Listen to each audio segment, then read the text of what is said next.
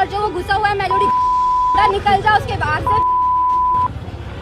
कुछ शरारती बच्चों ने भद्दी भद्दी गालियां बोली, किसी भी सभ्य समाज को शोभा न दे। मैं अपनी नज़र भी नहीं उठा पा रही हूँ, मैं सबसे माफ़ी मांग रही हूँ, मुझे प्लीज़ माफ़ कर दीजिए। लड़की ने जो अपराध किया है वो एक अलग मसला है, लेकिन अब जो लोग उसके खिलाफ लिख रहे हैं, चाहे जिस तरह की बातें लिख रहे हैं, वो लोग एक दूसरा अपराध कर रहे हैं। विकल्प है कि ऐसे लोगों के खिलाफ शिकायत दर्ज करवाएं।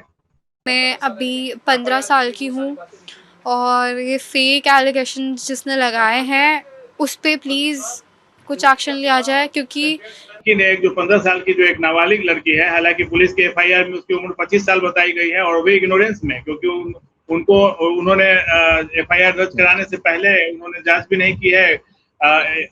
फेसबुक पर उन्हें जो भी आधी अधूरी जो जानकारी मिली है उसके आधार पर एफआईआर दर्ज की है। तो ये मामला भी अगर उस लिहाज से देखा जाए तो अगर जांच भी होता है तो पाया जाएगा कि वो लड़की तो नाबालिग है, और नाबालिग इस उम्र में जो इस तरह के अपराध हैं वो वैसे भी क्षम्य हैं, उनको कोर्ट की नज़र में वो ज़्यादा उसका महत्व नहीं है। तो उस लिहाज से भी बहुत ज़्यादा आगे बढ़ता ये केस नज़र नहीं आता। बाकी सियासी रूप से और राजनीतिक रूप से जो भी इस केस में लाभ उठाना है, जिसको भी जहाँ भी समझ में आ रहा है वो इसका लाभ उठाता नजर आ रहा है। अच्छा, इसमें चूंकि लड़की मान लीजिए नाबालिग है, जो बोल रही है, दावा कर रही है, अगर नाबालिग हो तो ये क्या मतलब वो दावा कर सकती है? हालांकि वो तो करेगी नहीं जो भी है, लेकिन क्या ऐसे मामले में अगर नाबालिग लड़की हो तो उसका भी मानहानि, जैसे उसके फोटो पर लोग कमेंट कर रहे हैं, तरह तरह के आपत्तिजनक बातें लिख रहे हैं उस लड़की के का फोटो लेकर के, उसके वीडियो को लेकर के, तो इसमें वो अपनी तरफ से भी कोई कर सकती है? अगर मान ली कोई ऐसी लड़की हो जो करना चाहे कि भाई मेरी, अभी तो दोषी पाई भी नहीं गई। हाँ, कई लोग कर रहे हैं, मतलब लड़कियों का होता है ना कि पहचान छिपा के रखना होता है कोर्ट की नजर में, या ऐसे भी सोशल मीडिया पे तो खुलेआम उसकी तस्वीर लगा रहे हैं लोग।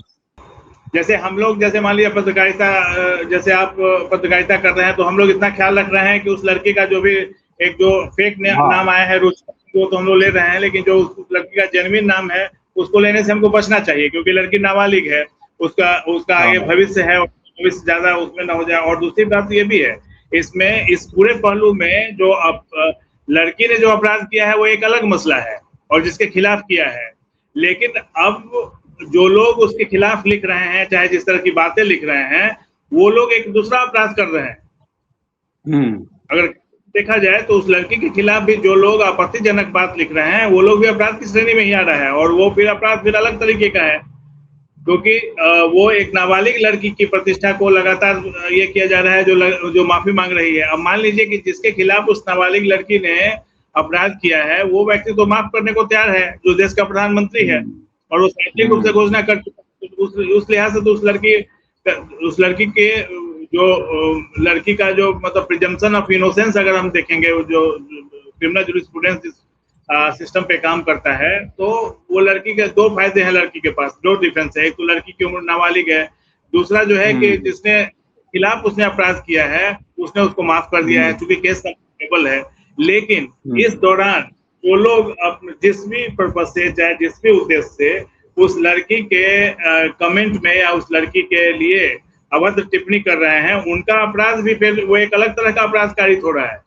तो अगर लड़की के पास विकल्प है कि ऐसे लोगों के खिलाफ शिकायत दर्ज करवाए, तो उसके लिए कोर्ट भी जा सकती है। मान ली कई होता है ना कि हमारी बदनामी हो रही है, कई लोग जाते हैं ना कोर्ट कि हमारी बदनामी हुई, उद्योगपति भी जाते हैं इस मामले में, या कोई जो अपराधी है वो भी जाता है, और खास कर लड़की का मामला हो तो उसमें जा सकती है कि भाई। एक तो सर कि इस केसेस में, मतलब इस तरह के केसेस में, अब लड़की की उम्र चूंकि नाबालिग है तो उसको एक तरह से हम थोड़ा सा इसमें सावधान रहेंगे बोलने में, उसको हम अपराधी न कहें, उसको आरोपी कहें। आरोपी, हाँ, अभी तो जी, मतलब जनरल हम बता रहे हैं, बोल रहे हैं कि जनरली वाले किसी का अपराध साबित भी हो जाए और नाबालिग हो या लड़की है, तब भी उसका बचा जाता है ना कि फोटो उसका नहीं लगाना है, अखबार में भी नहीं, ब्लर करके अखबार में भी लगाते हैं, या चैनल पे भी लगाते हैं तो ब्लर करके लगाते हैं। जिसका अपराध हाँ। साबित हो जाता है उसमें भी। तो यहाँ तो इसका जी। कुछ साबित ही नहीं हुआ है, या होगा हाँ। भी तो इसमें तो फिर इस पे कुछ मामला बनेगा नहीं। तो ये जी, मतलब जी। जा सकती है जो किसी के खिलाफ बिल्कुल, ही हो हमारा। उन लोगों के खिलाफ जा सकती है जो लोग उस लड़की के खिलाफ उसके माफी मांगने के बावजूद अभद्र टिप्पणी कर रहे हैं लगातार उसके खिलाफ।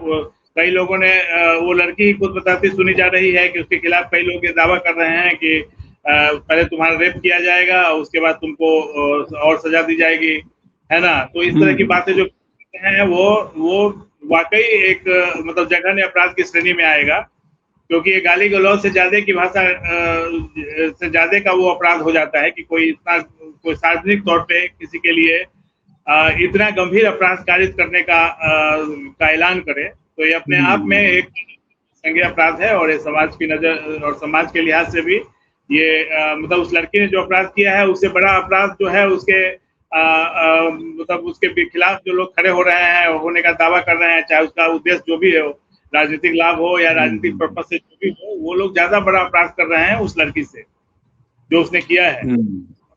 जो ऐसी बात है और ऐसी भाषा क्या है, वो तो अपराध कारित करने का वो दावा कर रहे हैं कि और रेप जैसी करने की बात कर रहे हैं, तो वो ज्यादा संज्ञेय अपराध है। और वो लड़की के पास हमेशा ये अपॉर्चुनिटी है, हमेशा ये अवसर है कि वो ऐसे लोगों के खिलाफ कोर्ट जा सकती है।